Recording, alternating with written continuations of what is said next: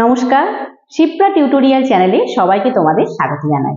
আজকে আমি তোমাদের অষ্টম শ্রেণীর সপ্তম অধ্যায়ের বিষয়বস্তু ক্লাস 8 এর চ্যাপ্টার 7 এর টপিক কি সেটা হচ্ছে 1930-এর দশকে কয়েকটি বিপ্লবী অভ্যুত্থান, মানে হচ্ছে 1930-তে বা 1930-র আশেপাশে ঘটে যাওয়া কিছু রেভলিউশনারি মুভমেন্ট, যেটা আমি আগেও কিছু রেভলিউশনারি মুভমেন্ট হয়েছিল যেটা আমি বিপ্লববাদী আন্দোলন হিসেবে আলোচনা করেছিলাম, যেখানে বাঘাযতীনের কথা বলেছিলাম, মানে যতীন্দ্রনাথ মুখোপাধ্যায়, ক্ষুদিরাম বসু এদের কথা আলোচনা করেছিলাম।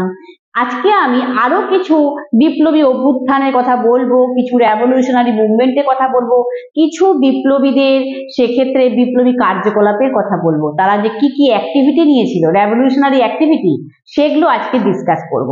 তো আজকে প্রথম বিপ্লবী অভ্যুত্থান হিসাবে যে বিপ্লবীর কথা আমি বলবো তিনি হলেন মাস্টারদা সূর্য সেন। মানে সূর্য সেন, তাকে আমরা মাস্টারদা সূর্য সেন হিসাবে চিনি, কারণ তিনি পেশায় একজন শিক্ষক ছিলেন, টিচার ছিলেন। তাই তিনি গোপনে বিপ্লবী কাজকর্ম করে করতেন আর কি, আর পেশাতে তিনি শিক্ষক ছিলেন, তাই তাকে আমরা মাস্টারদা সূর্য সেন হিসাবে চিনি। এবার এই সূর্য সেন সূর্য সেনের জীবনী সম্পর্কে তোমরা যদি জানতে আগ্রহী হও, তাহলে আমার পঞ্চম শ্রেণীতে মানে সার্চ করবে সূর্য সেনের জীবনী বললে, তাহলে তোমরা পেয়ে যাবে যদি তোমরা জানতে আগ্রহী হও। আজকে আমি তোমাদের সেই সূর্য সেনের কিছু বিপ্লবী কার্যকলাপ নিয়ে আলোচনা করব।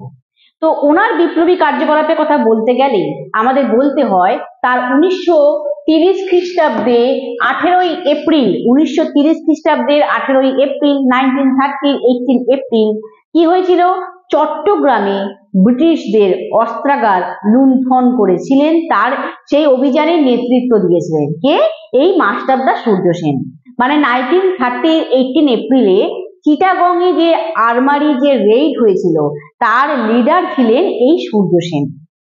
এই অভিযান তিনি কিন্তু খুব হঠাৎ করে করেছিলেন, ব্রিটিশদের যে অস্ত্রাগার বা এই আর্মারিটাকে হঠাৎ করে অ্যাটাক করেছিলেন বা আক্রমণ করেছিলেন, দিয়ে তিনি সেখানকার ব্রিটিশদের সমস্ত অস্ত্রশস্ত্র লুণ্ঠন করেছিলেন, এবং সেটা করেছিলেন করে ব্রিটিশদের যে সামরিক শক্তি, মিলিটারি যে পাওয়ার, সেটাকে কিন্তু দুর্বল করে দিয়েছিলেন, সেটাকে ডিক্রিজ করে দিয়েছিলেন, উইক করে দিয়েছিলেন।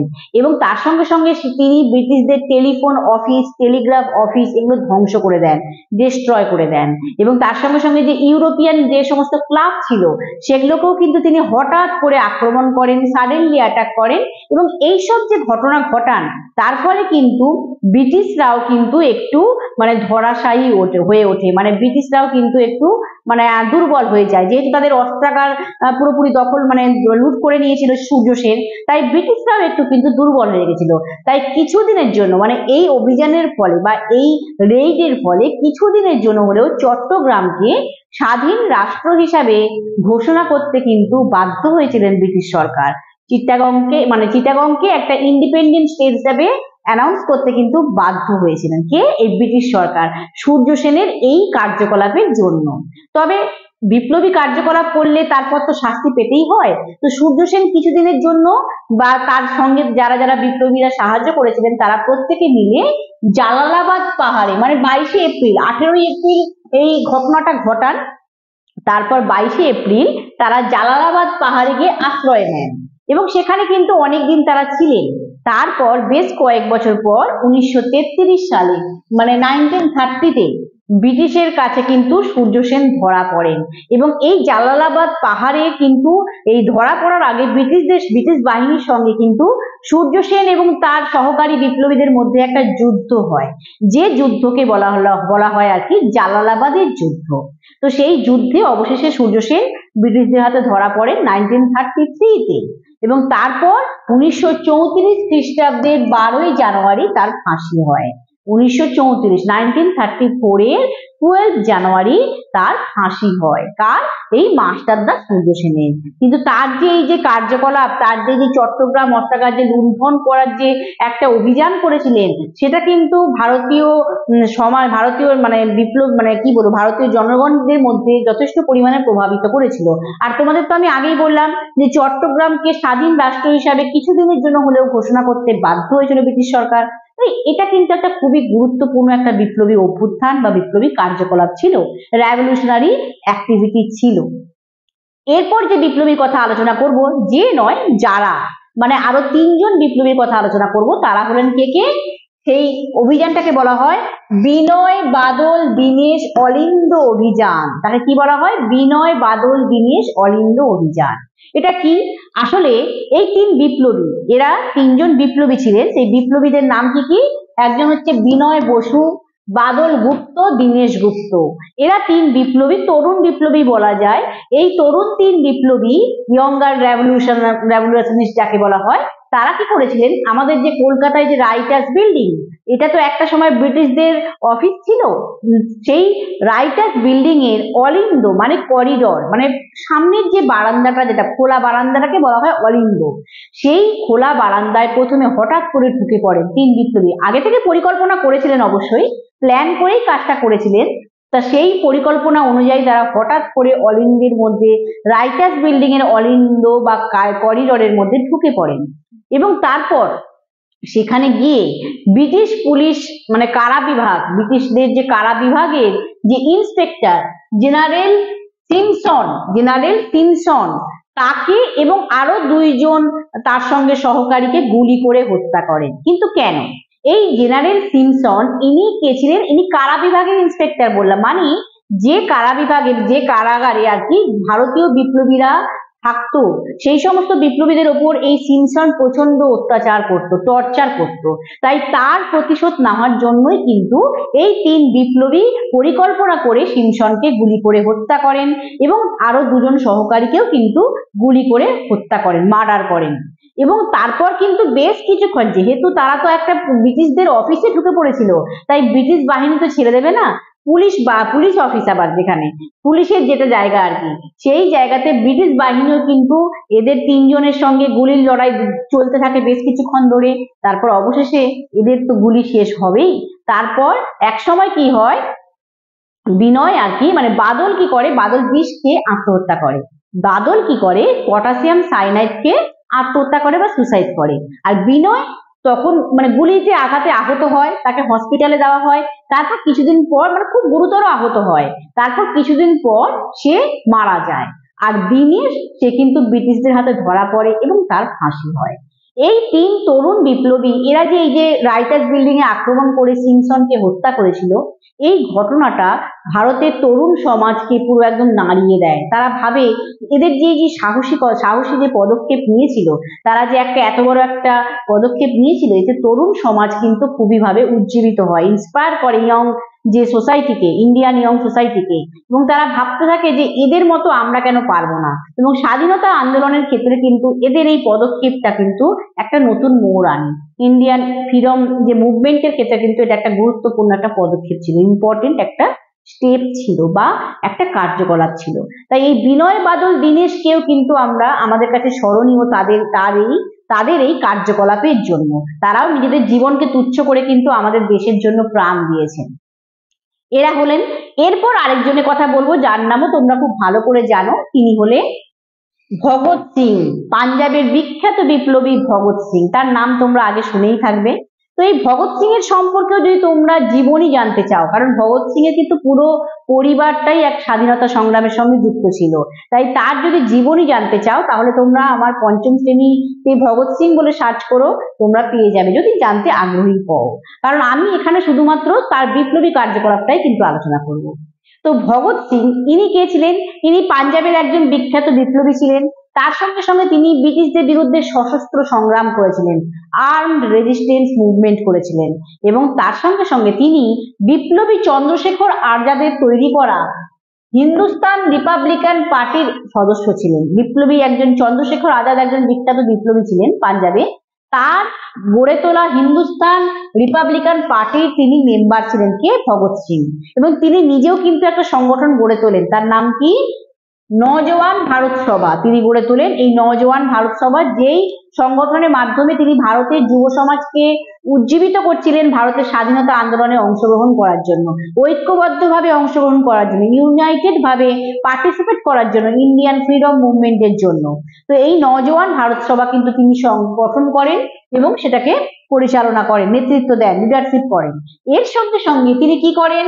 তিনি আরো কতগুলো বিপ্লবী কর্মকাণ্ডের সঙ্গে যুক্ত হন, তিনি আরো অনেকগুলো বিপ্লবী কর্মকাণ্ড, বিপ্লবী রেভলিউশনারি অ্যাক্টিভিটির সঙ্গে যুক্ত ছিলেন। প্রথম কি কাজ করেন, তো তোমাদের লালা লাজপত রায়ের কথা আমি আগের দিনের ভিডিওতেই বলেছি। বিপ্লবী লালা লাজপত রায় পাঞ্জাবের বিখ্যাত বিপ্লবী, যিনি কি করেছিলেন, সাইমন কমিশন বিরোধী আন্দোলন গড়ে তুলেছিলেন এবং ব্রিটিশদের লাঠিচার্জে মারা যান। এটা তোমাদের আমি আগের দিন আলোচনা করলাম। তো সেই লালা লাজপত রায়কে যে হত্যা করেছিল বা সেই ষড়যন্ত্রে যে যুক্ত ছিল, সেই ব্রিটিশ পুলিশ অফিসার, তার নাম কি, জন পি সান্ডার্স। এই জন পি সান্ডার্সকে কিন্তু ভগৎ সিং এবং তার সহকারীরা হত্যা করেন। কেন? এই লালা লাজপত রায়ের মৃত্যুর প্রতিশোধ নেওয়ার জন্য। এটা একটা বিপ্লবী কর্মকাণ্ড করেছিলেন। তার সঙ্গে সঙ্গে আর কি করেছিলেন তিনি, কত খ্রিস্টাব্দে, তিনি 1929 খ্রিস্টাব্দের 8ই এপ্রিল 1929 8 এপ্রিল কেন্দ্রীয় আইনসভায় বোমা হামলা করেন, পার্লামেন্টে বম অ্যাটাক করেন। কেন কেন্দ্রীয় আইনসভায় কেন বোমা হামলা করেছিলেন? আসলে এই পার্লামেন্ট বা আইনসভায় তখন যা কিছু আইন প্রণয়ন করা হতো সেগুলো সবই ভারতীয়দের বিপক্ষে থাকতো। ভারতীয় বিপ্লবীদের বিচার না করে শাস্তি দিয়ে দেওয়া হতো, তাদের জন্য কোনো সঠিক আইন থাকতো না, সবকিছুই কিন্তু বৈষম্যমূলক আইন ছিল, ডিসক্রিমিনেটরি ল ছিল। সেই কারণেই কিন্তু ভগৎ সিং আইনসভায় বোমা অ্যাটাক করেন প্রতিশোধ নেওয়ার জন্য, পার্লামেন্টে বম অ্যাটাক করেন। এই কর্মকাণ্ডের সঙ্গে তিনি কিন্তু যুক্ত ছিলেন। কে? ভগৎ সিং। এটাও একটা তার বিপ্লবী কর্মকাণ্ড করেছিলেন তিনি সেটা।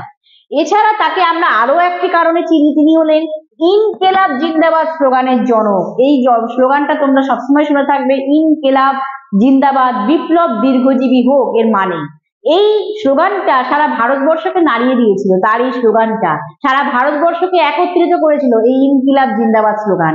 এই স্লোগানের কিন্তু জনকও কিন্তু ভগৎ সিং ছিলেন। তিনি শুধু এই সমস্ত বিপ্লবী কর্মকাণ্ডই করেননি, রেভলিউশনারি অ্যাক্টিভিটি করেননি, তিনি তার সঙ্গে সঙ্গে তার লেখা, তার রাইটিং, তার বক্তৃতা, তার লেকচারের মাধ্যমেও কিন্তু তিনি ব্রিটিশ সাম্রাজ্যবাদ, যেটা হচ্ছে এম্পিরিয়ালিজম, তার সঙ্গে সঙ্গে পুঁজিবাদ, ক্যাপিটালিজম, তার সঙ্গে সঙ্গে যে সাম্প্রদায়িকতা, কমিউনালিজম, এর সবের বিরুদ্ধে, এবং তার সঙ্গে সঙ্গে বর্ণ প্রথা, কাস্ট সিস্টেম, এর সবের বিরুদ্ধে কিন্তু তিনি প্রতিবাদ করেছিলেন, প্রোটেস্ট করেছিলেন। এবং তিনি যে কাজগুলো করেছিলেন তা শুধু স্বাধীনতা আন্দোলনে নয়, ভারতের সমাজতন্ত্র তৈরি উত্থানের ক্ষেত্রে কিন্তু যথেষ্ট অনুপ্রাণিত করেছিল, মানে সোসিওলজিকে ডেভেলপ করার ক্ষেত্রেও কিন্তু ইন্সপায়ার করেছিল। এই তার কর্মকাণ্ড, বিপ্লবী অ্যাক্টিভিটি বা মানে রেভলিউশনারি অ্যাক্টিভিটি বা বিপ্লবী কর্মকাণ্ড।